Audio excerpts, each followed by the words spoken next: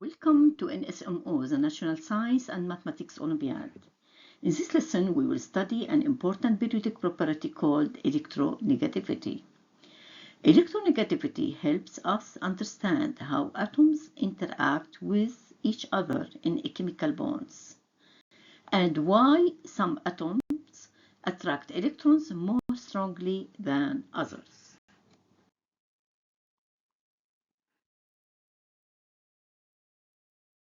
Is the definition of electronegativity. Electronegativity refers to the relative ability of an atom to attract the electrons of a chemical bond toward itself. When two atoms form a bond, they share electrons. However, the electrons are not always shared equally. The atom that attracts the electrons more strongly is said to have higher electronegativity. Electronegativity does not have a physical unit. Instead, it is measured on relative scales known as the Pauling scale, which is named after the American scientist Linus Pauling.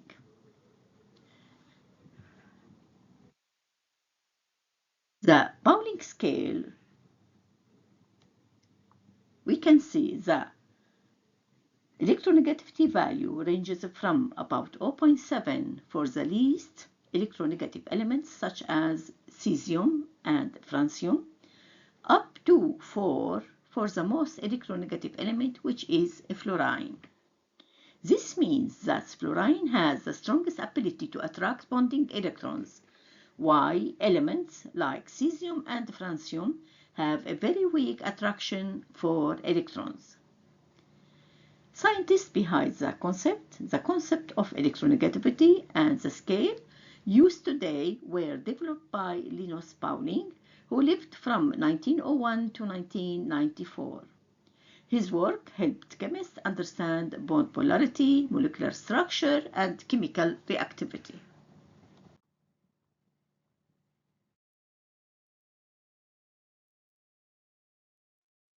Affecting electronegativity. Electronegativity is influenced by several factors related to the structure of the atom. Number 1, effective nuclear charge. The effect of nuclear charge refers to the net positive charge felt by the valence electrons. As the number of protons in the nucleus increases, the nucleus attracts electrons more strongly. Therefore, a greater effective nuclear charge leads to a higher electronegativity. Second factor, atomic radius. The atomic radius also affects electronegativity. The closer the valence electrons are to the nucleus, the stronger the attraction between the nucleus and the electrons. This means the smaller atoms generally have higher electronegativity than larger atoms. Number 3, shielding effects. The shielding effects occur because the inner core electrons reduce the attraction between the nucleus and the valence electrons. As the number of electrons increases, the nucleus becomes less effective at attracting outer electrons. Electronegativity decreases, so a stronger shielding effect leads to a lower electronegativity.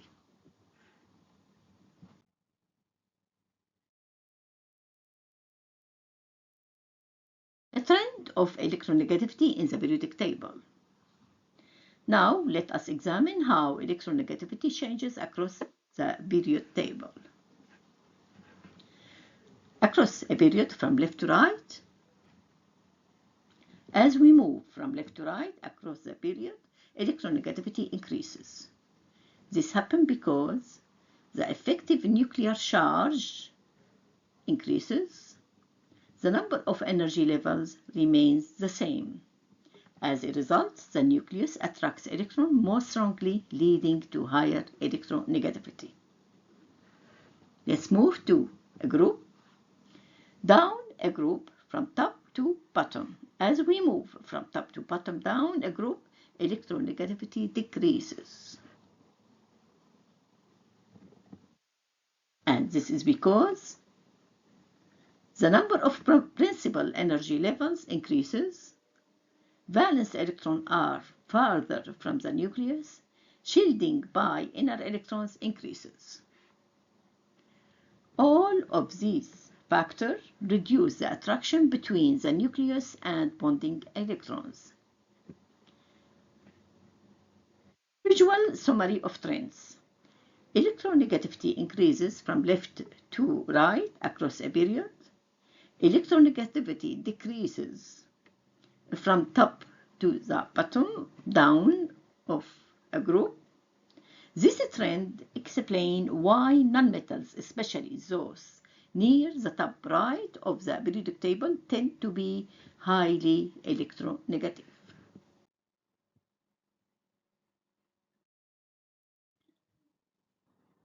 Let's solve this exercise. In this exercise, they are comparing electronegativity in the same group. We are giving the following elements, all from the same group: oxygen, sulfur, selenium, tellurium, polonium. These elements all belong to group 16, known as chalcogen. In a group, electronegativity decreases as we move downward. Therefore, the element closest to the top of the group has the highest electronegativity. We can arrange these elements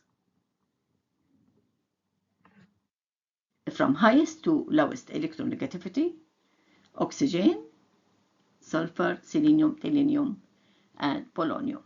So, the element with the greatest electronegativity is oxygen. We can conclude our study today now. Electronegativity describes an atom's ability to attract bonding electrons. It depends on effective nuclear charge, atomic radius, and shielding effects. Across a period, electronegativity increases, and down a group it decreases. Fluorine is the most electronegative element, while cesium and francium are among the least. Understanding electronegativity allows us to explain bond polarity, chemical reactivity, and periodic trends.